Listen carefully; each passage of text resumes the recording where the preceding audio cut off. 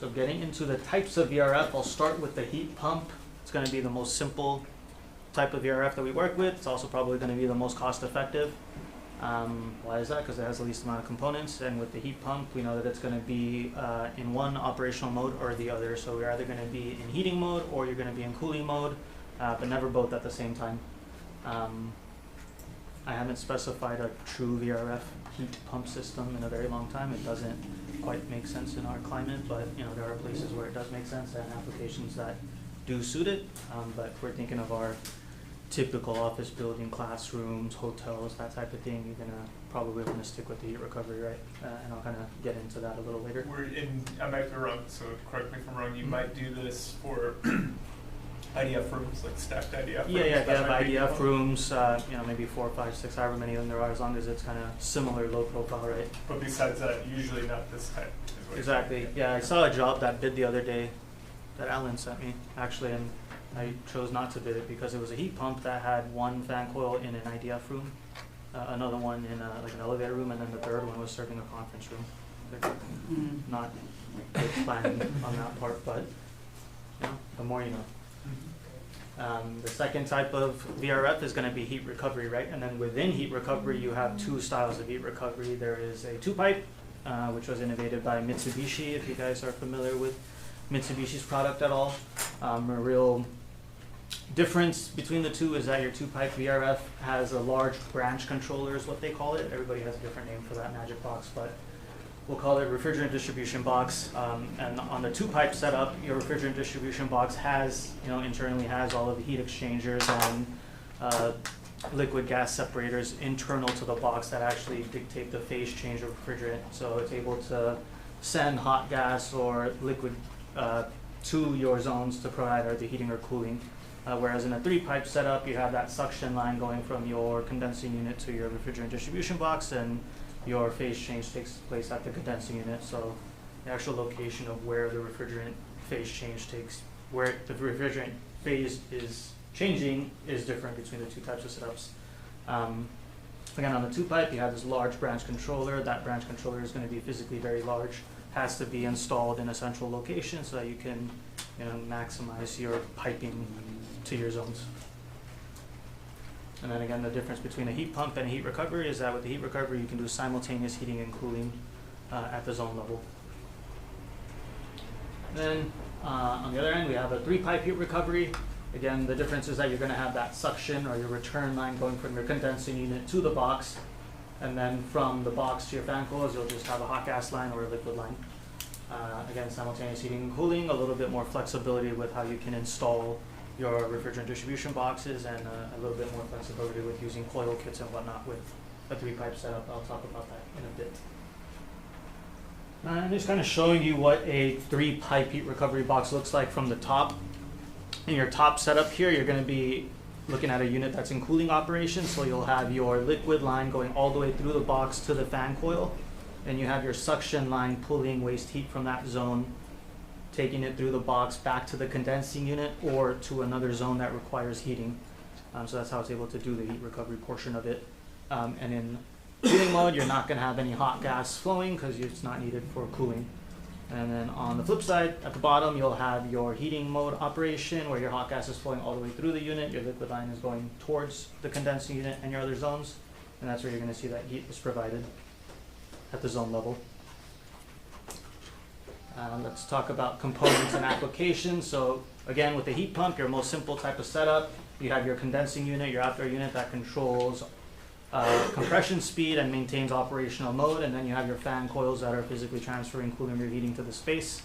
And then we have a controller that is either going to be a wall-mounted thermostat or wireless remote controller, or you can do backnet controls, whether that's tying into an existing BMS system or a new one. We have backnet gateways that we can use, or you can use third-party thermostats like a Nest, Honeywell, anything that your end user wants to use, we can accommodate. And that's going to be typical for any VRF vendor, not just the products that we rep. Applications for heat pumps, we talked about this a little bit already. You want to think of single common zones. So if you're doing a bunch of IDF rooms, it's a good idea to put those on a heat pump system. Think any large open space, so like a gymnasium, a church, anything large in that scenario, or if you're thinking about geographical locations that have pretty consistent low profiles, so think of a location like Las Vegas that's always hot in the summers, always cold in the winters, good potentials for VRF heat pumps, but you also want to look at the actual building that it's going in and see if it makes sense to give them the option to have the simultaneous heating or cooling, or if they can get away with just having one or the other. If we talk about two-pipe heat recovery, you're going to have your same main components, but you're going to have the introduction of this large branch controller, is what we'll call it. And that branch controller, again, is going to be physically large because it contains a lot of internal heat exchangers and other devices that take care of refrigerant transportation and phase change. So it's very large. Sometimes they need condensate drains, sometimes they don't, depends on the vendor. But your application for a two-pipe heat recovery, you want to think medium rise or physically wider buildings, because you have to locate that box somewhere in the building. You know, it can't just go, you don't want to put it too far away from where the furthest zone is, or else you risk having long pipe runs when you can avoid them. So you want to be mindful of that. Shell and core future expansions are good looks for two-pipe heat recovery. If you think about, you know, if we have an example where we have 10 zones and you're getting fan coils added as tenants move in, for example. Say in that last zone, we change the fan coil size from a 4-ton to a 5-ton, you know, for whatever reason. On a two-pipe setup, if we have this installed already, you only really have to worry about the pipe size from the box to the fan coil, so it's very minimal impact on the rest of the design, right, and the rest of your installation. On a three-pipe setup, depending on the vendor, you know, we make that size change on the fan coil at the end of the pipe run. You risk having the pipe sizes for everything prior to that being impacted. So if you've already installed them, could be a problem. You guys run into that before at all in your experience, like having to reinstall piping because fan coil size changes or anything like that? We'll upsize piping a lot of the time to anticipate those situations. I'm sure we've broken it too, but I'm going to answer it like we haven't. And then applications for three-pipe heat recovery, think of taller, generally skinnier buildings, so your typical, you know, downtown LA skyscraper would be a good look for three-pipe. VRF, just because you have the flexibility to install those flow selector boxes, refrigerant distribution boxes on multiple levels if you choose to. You can install a one-to-one box at the zone level, so you have a little bit more flexibility with where the boxes are actually located, and you can play around with your pipe limitations a little bit more. And then you want to think about generally longer buildings as well. I'm sorry, you have like two different systems, three-pipe and two-pipe systems available. I imagine you only have one, whether it's either two-pipe or three-pipe system. Mm-hmm. So we do, I'll get to it in a few slides, but we do offer both. Right now, we stole the thunder. Right now, building the punchline. Hold that thought. Cool, we got through this. So kind of just showing you what that looks like in a made up example. If we have a situation like this where you have, say, 100-foot long building corridor, 12 VRF zones, your top setup is going to be a three-pipe heat recovery, your bottom setup is going to be a two-pipe heat recovery. And you can notice, even with that third pipe, you're going to yield half the amount of refrigerant piping, communication wiring, communication power wiring, as you would in the bottom setup with a two-pipe. And that's because you have to locate that two-pipe box somewhere, and regardless of where you put it in this scenario, you're going to end up with a few zones that just have longer runs than not. So it's nice to be able to look at each of your projects from a layout perspective and then recommend which product makes the most sense, not just base it on what we have, which is a luxury for a handful of vendors. So I'll touch on that in a second. So piping arrangements, you have your two-pipe setup. For heat recovery, you only have that large box, as we talked about, ranges from anywhere from 6 to 16 ports, and then they get larger from there depending on the capacity of your system. And then on your three-pipe setup, you can do one-to-one boxes, you can do multi-port boxes, you can do a combination of the two setups in the second and third image here. And then if you're doing a job with a coil kit and have a zone that has a specialty filtration requirement or needs higher static than what a VRF fan coil can do, we can add a coil kit to our VRF system as well. So a lot more flexibility on the three-pipe side if you have really strict requirements on what's going on at the zone level. On the two pipe, you're locked in on one heat recovery unit, Mhm. and You could do a that sub box, obviously has a maximum capacity. What size unit with the two pipe system you can get? You can get up to 40 tons. 40 ton? And then on the box size, you can go from, 6 to 16 ports. And then you can add a sub box that also ranges from 6 to 16 ports, so up to, 32 zones. It's gonna be capacity driven though, so, each of the boxes have a limitation on what the total capacity that can be connected to it is. So wait, the two pipe system, one heat recovery box, and you can add another heat recovery box to get additional up to the 40 ton capacity. Yes and no. So the condensing unit can be 40 tons. Right. And then, if we had a 16 port box that had, let's call it, 16 2.5 ton fan coils, you'll get to 40 tons, right? Or you can do, a 40 ton with an additional 16 port box share, and all of them are 1 tons. Got it. So you can toy around with it in that regard, but there is some flexibility there as well. And the difference between 3 pipe and 2 pipe is the 3 pipe, obviously you can get simultaneous heating and cooling. On a 2 pipe, can you do the same? You can do the same with a 2 pipe heat recovery as well.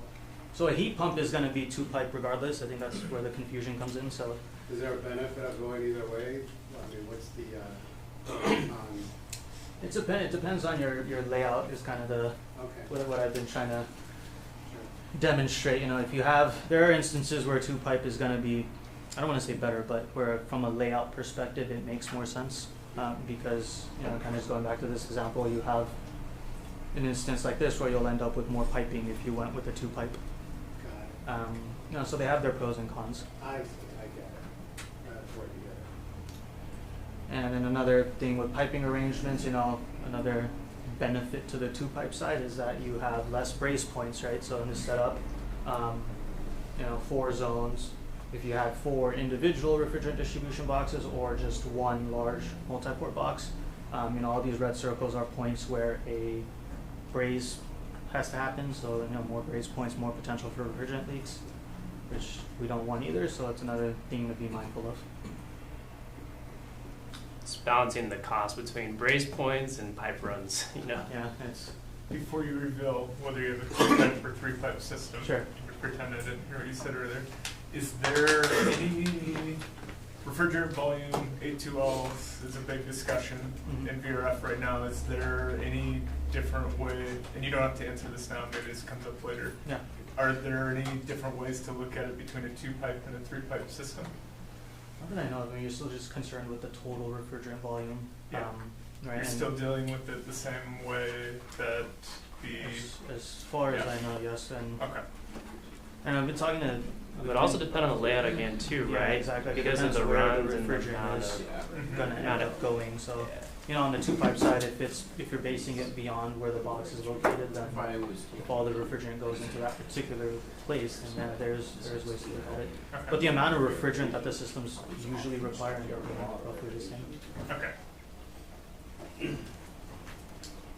So getting into who we rep and what's the point of talking good and bad about 2 pipe versus 3 pipe heat recovery? It's because we are fortunate enough to be able to rep a product that has a 2 pipe heat recovery and also another that has a 3 pipe heat recovery. So our intention is not to tell you use our VRF. It's let's look at which one actually makes sense for the jobs that you have at hand. And it's a way to work together to kind of save money on the projects that you're bidding for all of us.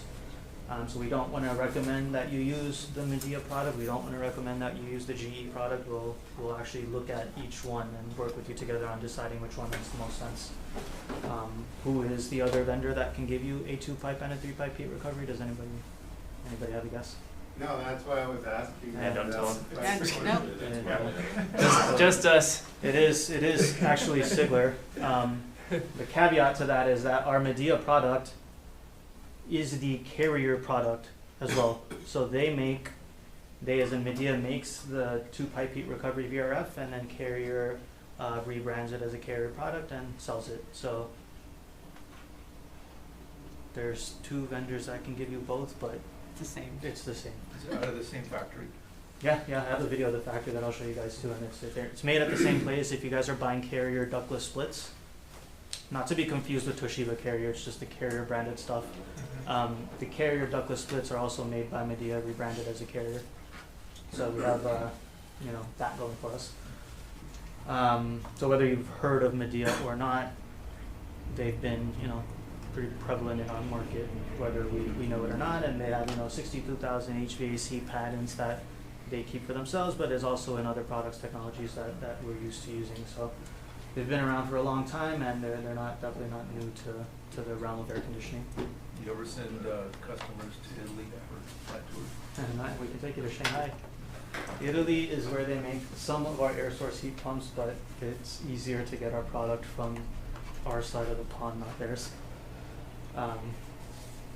On that note, we have global manufacturing footprints, so both products are either made in China, Thailand, Italy, and they both have planned investments to build factories in the United States. So in the next couple of years, you'll see that we'll have VRF being made either in Kentucky or in Texas.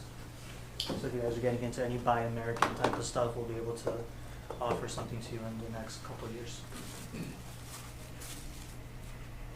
And for the rest of the presentation, I'm primarily going to focus on the Medea product. I know you guys have worked on and have installed a project at Pomona College using the GE product, so it's something you're already familiar with, and some of your people are already trained on installing it. So we'll talk about the Medea product and get you familiar with what they can do, and then see where the grass takes us. I'm going to show you guys an intro video on the Medea VRF product. It's supremely cheesy, so just be aware. But the point of it is that they put so much effort into making this video on introducing a product, but it's the same level of commitment that's put into the software that we use, and it's how the product that we actually give to our engineers and to your designers when you need piping and wiring diagrams are all going to have as much thought put into it. So the product we're able to deliver to you is of equal, if not better quality than this. If anybody's into Halo, it's the HVAC version of Halo. There's going to be some tech terms in here that I'll touch on a little later, so I'll just speed through it. Don't worry.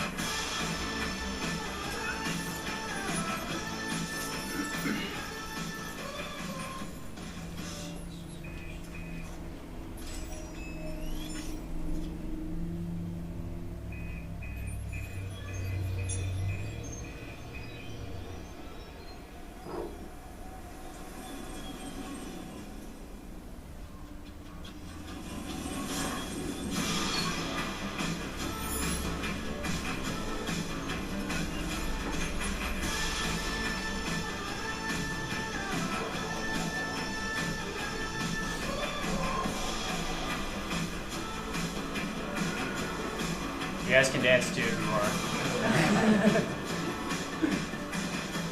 Your first order comes with a suit. If you're into it. And a boombox. Yeah, so it's, definitely cheesy, but gets the point across. Yeah, it's fun. It's a different type of cheesy. Yeah, it's for fun. them. It's fun. It's fun. Yeah, the point is that the software is, as dialed in as this is. They don't just spend their time making fun videos for us, but the submittals are all fantastic. And then if you guys are interested in having the software, doing your own pipe runs for whatever reason, we can set that up for you too and teach you how to use it. It's really, really easy to use, and it gives you all the information you could ever want. I do go into it a little bit towards the end, so I'll show you what it looks like as well. I'm going to show you one more video of what the factory actually looks like. So wherever in the world they have a factory, it's kind of set up in the same setup here. We've been bidding a ton of jobs against, your typical players. You're going to bid against LG, Daikin, Samsung, on a number of different types of jobs, whether they're mini VRFs or traditional VRF, and we're finding that our pricing has been, anywhere in the 15 to 20% competitive range. So we're able to be really competitive on our price, but a part of it is because of how the manufacturing process is and how they're able to keep their tariff costs away from us for now. So if you watch the video, you'll see that there are some, human interaction in the manufacturing process, but a lot of it is very automated. And even the factories that they plan to build in the States are going to have a similar setup.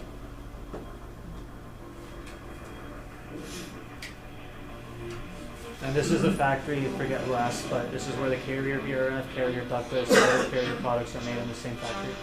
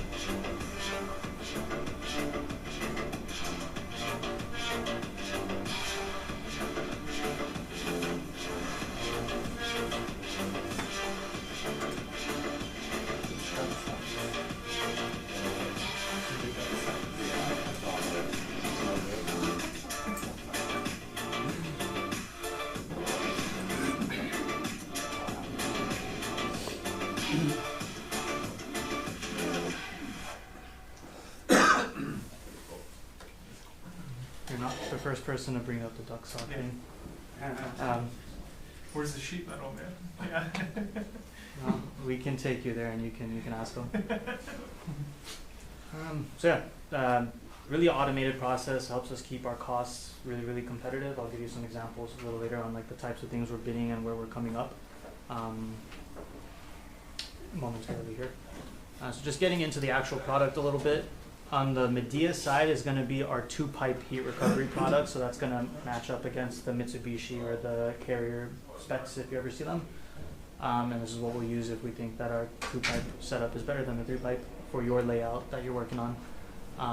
It's 20 tons up to, 20 tons for a single cabinet, and we can twin up cabinets to get up to 40 tons at a max capacity. And if you're working on a job in a low ambient condition area, we can use our hyperheat unit, which is what you're seeing at the bottom here. It can go down to minus 22 degrees without having a derate on the heating capacity. So if you need that, we have it. It is available in slightly different sizes, but it's not too sure how often that'll happen, so they didn't make it too advanced. On the refrigerant distribution side, we'll have 4 ports to 16 ports. And then the difference between the 16 port and 16 port large is just going to be based on the connected capacity of fan coil. So the large box can handle a little bit more capacity than the standard one can. And then if you need to add additional zones, say you have 18 zones, for example, we can just add another sub box to that, and you'll take care of those last 2 zones that way. On the indoor unit side, we have every typical indoor fan coil unit that our competitors have. I'd say the only main difference is going to be that outside air ducted fan coil that we can offer. That is a cheaper way of doing outside air to zones that don't require much outside air. A lot of the times, like, they only need 50, 60 CFM, whatever it is, for a small room, and that outside air unit can take in outside air, filter it, temper it, and introduce it to your spaces. So it's a good solution if we're trying to be budget conscious. And that can handle under 45-degree air outside air. I have to look at what the limitation is, but I think it can. Okay. It's just not a DOAS unit, so it's not going to do like hot gas reheat or anything like that. Yeah. And then for true DOAS type of setups, we have other products that you guys can consider. And then the other nice thing about our indoor unit offering is our coil kits. So on the Medea side, we have up to 8 tons of capacity off of a coil kit, and then that coil kit can get banked up to, depending on how sophisticated you want your coil to be, we can match up 5 of them and get you a 40-ton air handler. So we can play around with that quite a bit. On the GE side, we actually have a bit more flexibility on the coil kit because the coil kit is just larger. We have a 20-ton coil kit, so if you have, a 100-ton air handler that you want to put on a VRF condenser, we can toy around with that. So we have ways to do it both ways. Either really small, really big. We can kind of go through the range, and then we have the air handling units to support that as well. The Is nice that thing heat about pump only, right? Or So I was going to say that. So on the Medea side, the HU kit is compatible with our heat pump and heat recovery condensers. So you can do 10 high wall fan coils and 1 zone that needs a coil kit for whatever reason off of a heat recovery condenser. I think we were talking about doing a multi-zone air handler for a job of yours at Pomona College too, and trying to look at how we can use that coil kit with the heat recovery condenser. So that's something that we're looking at doing, but if we can figure it out, that's the product we would use. You mentioned it can do 2-pipe and 3-pipe. What is the, I guess, when would you use 2-pipe versus 3-pipe? What drives that? Is that tonnage, or is that line distance, or? A lot of it is, I think, just the way that people have been primed probably is personal preference. But when you're looking at your actual layout, like your building layout, you want to look for the footprint of the building.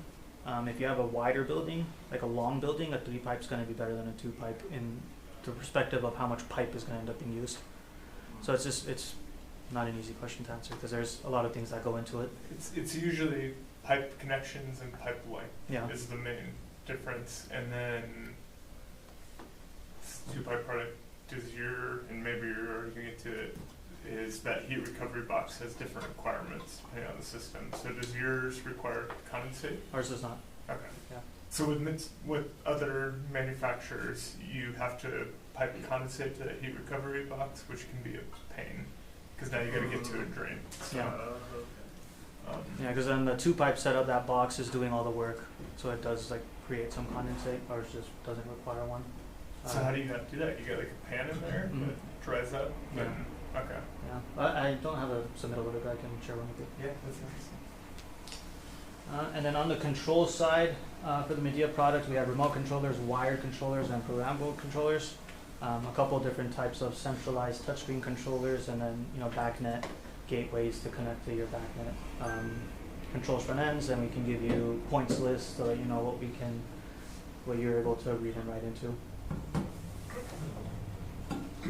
those touchscreen controllers are pretty popular. Like one touchscreen controller is kind of like a light, EMS, right? So it's going to connect and have all your stuff like right there on one central location. I see that a lot specified if they don't want to go full controls contractor and everything. So. Yeah.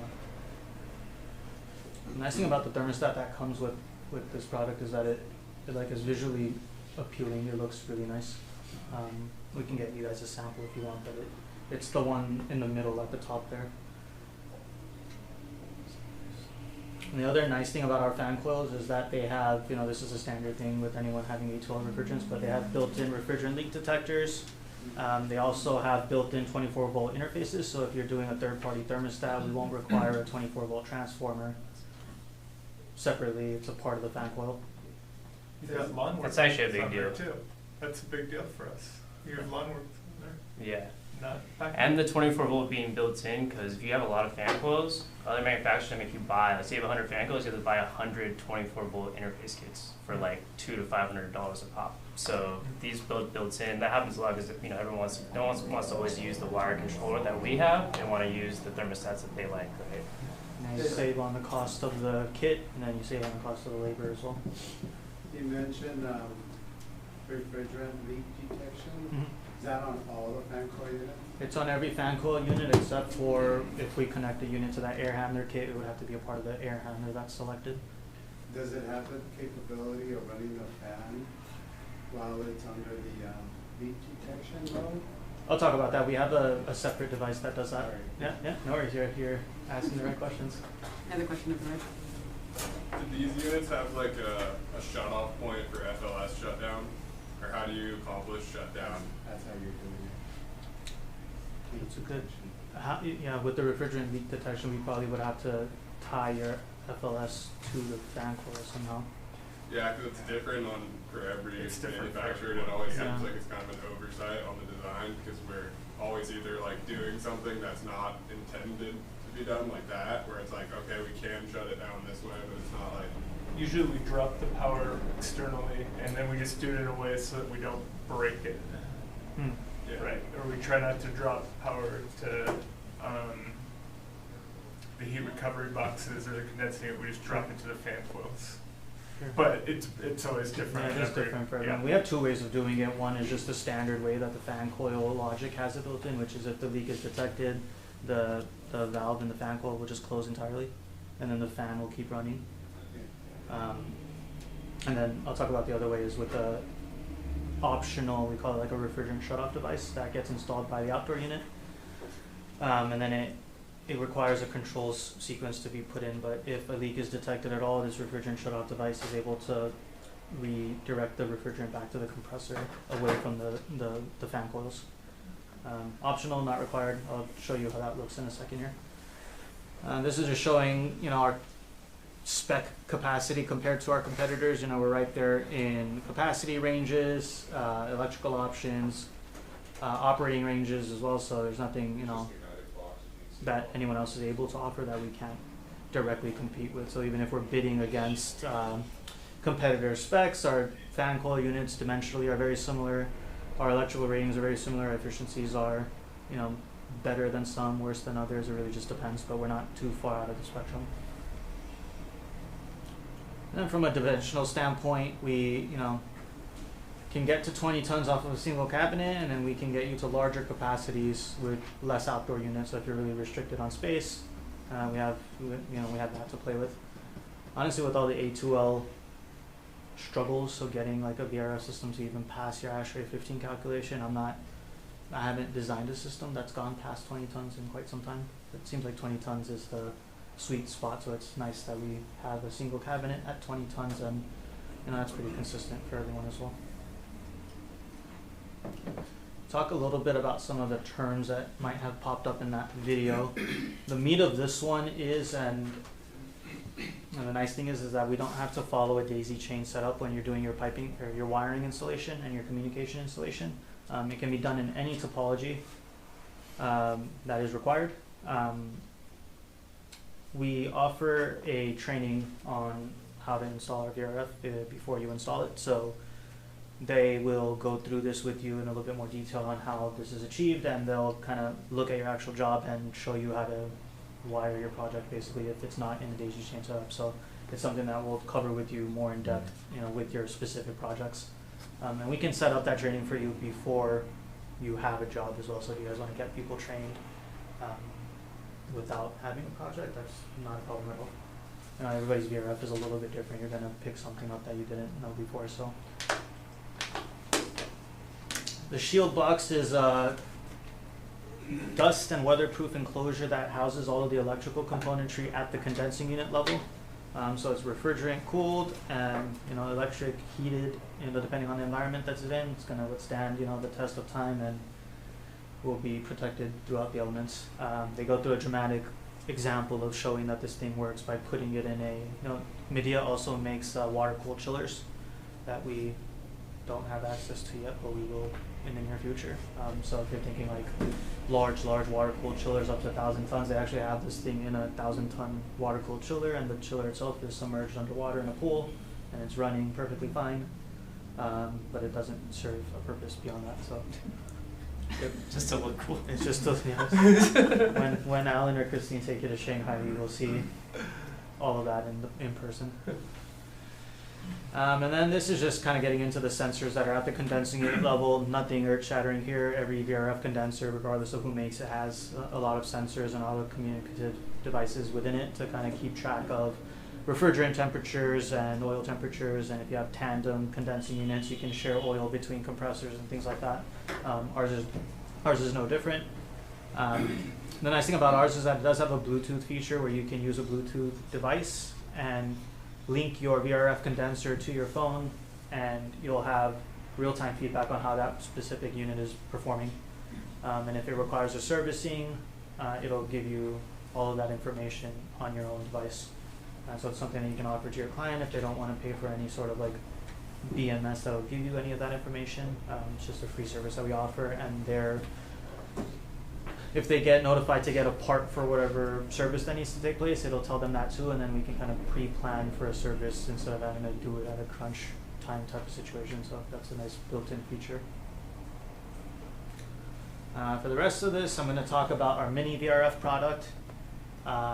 Typical mini VRFs are available from 3 to 5 tons. Ours gives you an extra 1.5 tons, down to 1.5 tons. Goes up to 5 tons as well. So if you guys are doing any like residential or multifamily type of thing, this is really nice to consider, but it's just a good split system, to be honest. We can use it as a VRF heat pump, or you can use it as a 1-to-1 split system.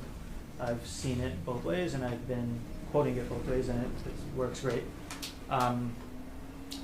If you use the thermostat that comes with the VRF, so the proprietary thermostat, you can do up to 296 feet as a 1-to-1 split, which is much further than any traditional split system and far further than a ductless split will be able to do. So if you have long line runs with your ductless split products and can't meet them with the products out there, this one's a good one to consider. If you are going to use that 24-volt interface that's built into the fan coil and use a third-party thermostat, it's going to be able to do 164 feet, so it's still really, really far. And then the other two numbers that you see there, the 492 and the 984, are if you're using it as a traditional VRF system, multiple fan coils tied back to that condenser. Again, this is going to be a heat pump only, so cooling or heating mode, single phase only. And kind of just showing you the different physical dimensions. Your 1.5 to 3 tons are going to be single fan units, and your 4 and 5 ton units are going to be dual fan.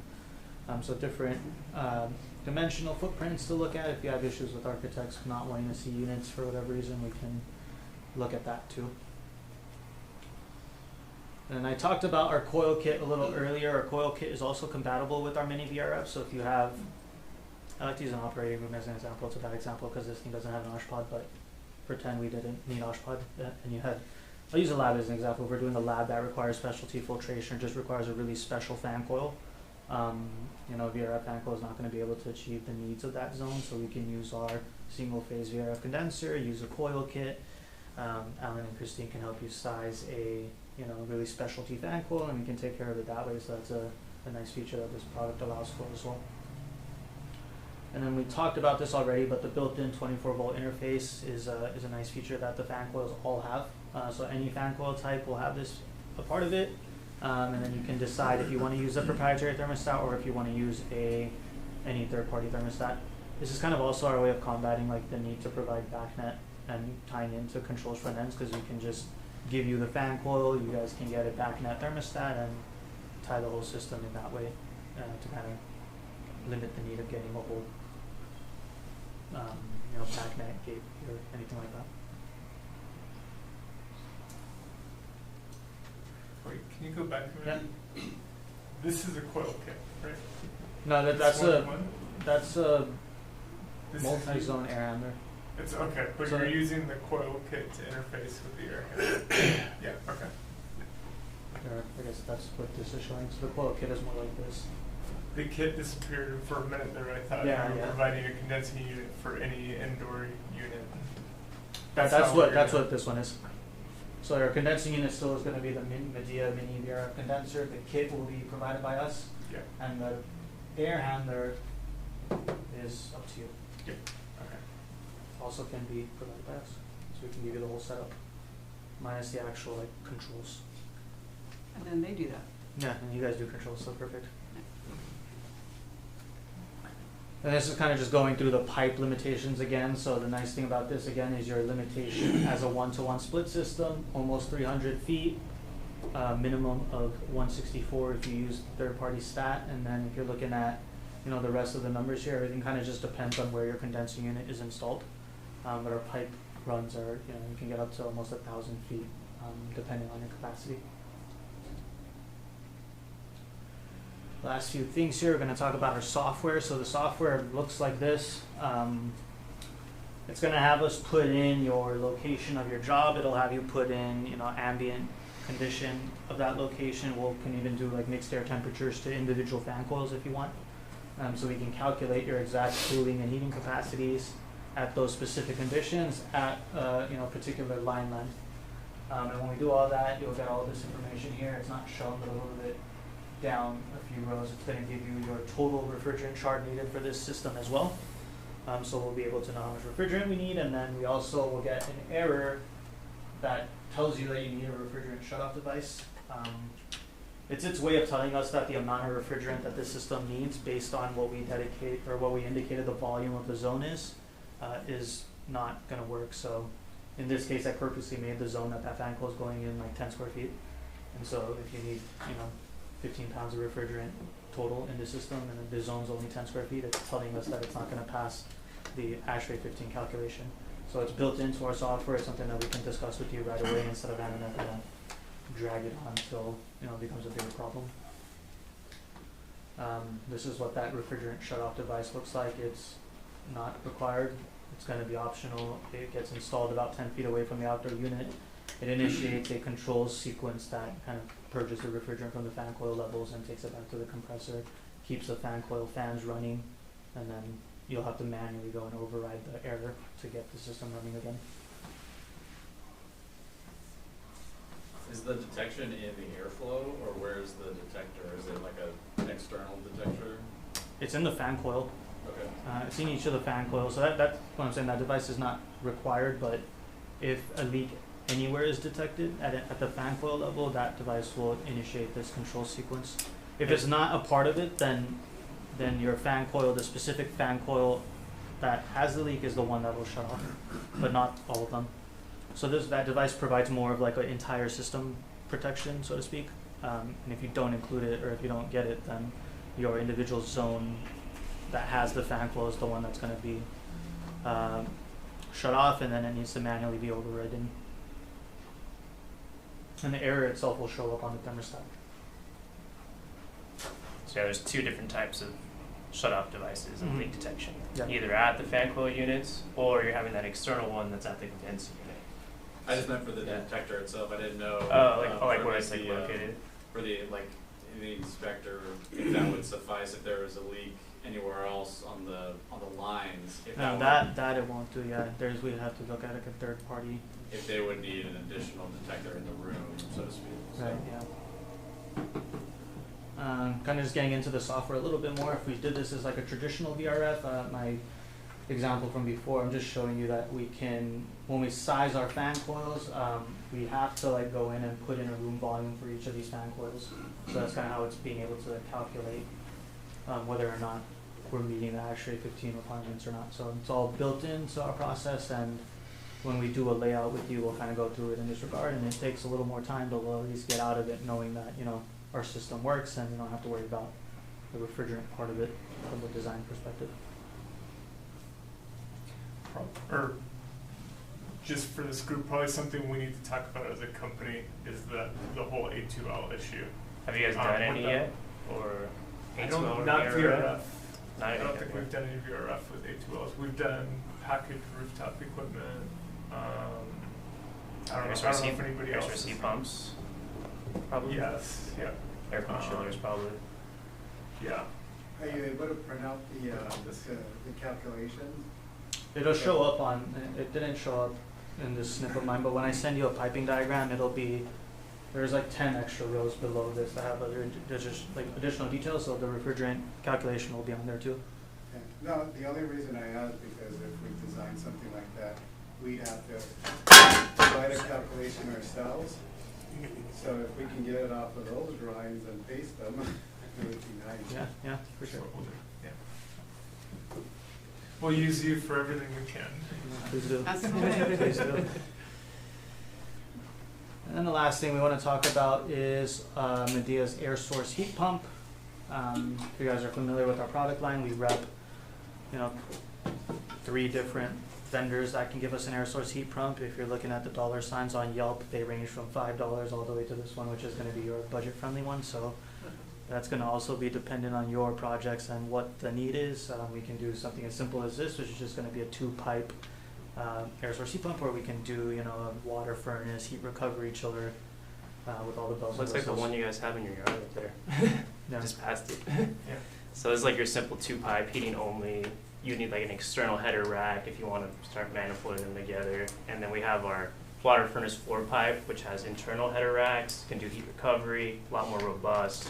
And so that's going to be like if you want cooling and heating and tying everything in. So yeah, like you said, the Yelp signs. Yeah, they really goes off the spectrum. Do you skid them too and sell or do you just sell individual modules? We can skid them as well. Yeah, we'll skid them. This one we would probably do a custom skid through like Armstrong. But the water furnace, we don't really need a You skid. don't need a skid because it already has the valving and everything The built in. valving, the headers, everything comes with it. So that's what's nice actually compared to some other competitors. They have to spend extra on the skid and those header racks and everything like that. But yeah, for this specific product though, we would be the same boat as that. We would skid it up. It's like a third party that's. Third party would, yeah, exactly. Yeah, in the $1 Yelp range, it's a skidded solution, and the $5 Yelp range is headers, valving, all included on each module, so you don't have to deal with any of that. Yeah. So single point responsibility on almost everything from the valving and controls. So Yeah. How do they header them if they're not skidded? Or I don't understand. The header's inside the box, right? yeah, And then the you way connect that it. so they have the piping, and then each one has hydraulic couplings between each one, and then on that pipe they have the valves as well. So it sends the water wherever it needs to go, and it's just inherent in the design Okay. because it's made that way, right? Versus these, they're just kind of. But you are installing a module, each module at a time, instead of obviously on a skid, right? You're just doing one lift, throwing it Yeah, down. that's what I was thinking about. Yeah. Rig. Yeah, but it's just sometimes the cost of putting together that skid compared to having it already internally headered is a lot better on our side, especially if you're doing heat recovery and all that stuff with it. I think you guys have done a lunch and learn on Yeah. that product. Yep. Sorry, I don't remember. It's okay. No, it was Well, more I of don't an- remember all the It details. was more of but an overview of all the technologies, Okay. but not Yeah. that specific product. Okay. So if you're more interested in that full, $5 or $sign optimum package and everything included, we can do that too. Yeah, $5 signs aren't always bad. We need There's some a of- reason, we need some of that in our life, right? The nice thing about this one is also its lead time. It's probably the best lead time of anything that we have. You'll get an air source heat pump in 8 to 12 weeks for a really attractive price. Does everything you want it to do. And the only thing that they offer that I wouldn't necessarily get, just because we don't understand what it entails, is what their factory provided corrosion coating is. So we're better off just getting it coated locally at a facility that knows that we can meet the coating requirements or whatever our situation is. But other than that, we'll have one in the next month or two as a demo, so you guys can come. Actually, we're gonna put it on a trailer, so we'll bring it to you. So we'll have our VRF condenser, and we'll have one of these SRC heat pumps on a trailer, and you guys can look at it and play with it. Sounds like we gotta do another food truck event. There you go. Remember the food truck event last year? That was good. Yep. That's all we had. All this VRF stuff stocked, or what type of lead time is it? It's 8 to Where's- 12 weeks for now. We're gonna have it stocked towards the end of the year, probably. But for now, yeah, 8 to 12 weeks. The GE hire though, Yeah. we do have availability, right? Where's that? It's Texas? Kentucky Kentucky, okay. or Texas. It's So in both now, places. yeah, so if you need something quick, then we would Yeah. go with that 3-pipe. That's what we used for Pomona College, and we got it. It was like, Was that Yeah, it came in a James or Jeff? Yeah. Or- Yeah. or- yeah, it was James and from- Jeff yeah. did it, yeah, so. And yeah, it I was came, looking for the. you know, once we got it all dialed in, it came in like a week or two, Mhm. so it was nice. Yeah. Yeah, so max 8 to 12 weeks, minimum a week. I'm just curious, I deal a lot with LG VRF. What's the warranty process on these, or what's the warranty? It's 10-year part, 7-year compressor. Haven't had a warranty issue yet, so I don't fully know. Standard warranties, 10 years on Mhm. the compressor? Yeah, 10 years, And we 7 don't- years on the We compressor, don't have to 10 do years on. training to do that, or do we have to do training?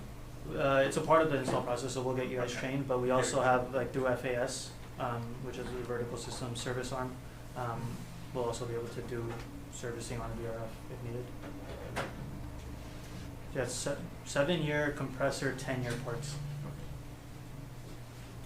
Do those air source heat pump modules that you were showing, do they operate similar to all the competitors? Like there's a pretty high minimum system volume that you have to reach in order for them to function? It's like similar? Yeah. Yeah. Okay.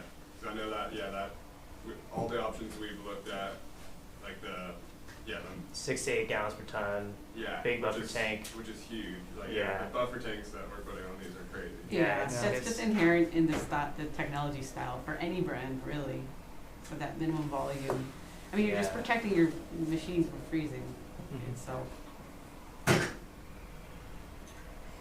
As far as controls, you're able to monitor like each fan coil unit energy used for billing purposes. I gotta look into that. I just got asked that by a guy that does a lot of like multifamily and how we would do tenant metering. There's a way to do it. I just need to figure out how we would do it. So I'm looking into that. I'll get back on that when I know. Thanks. Great. Thank you. Nice. Jackson.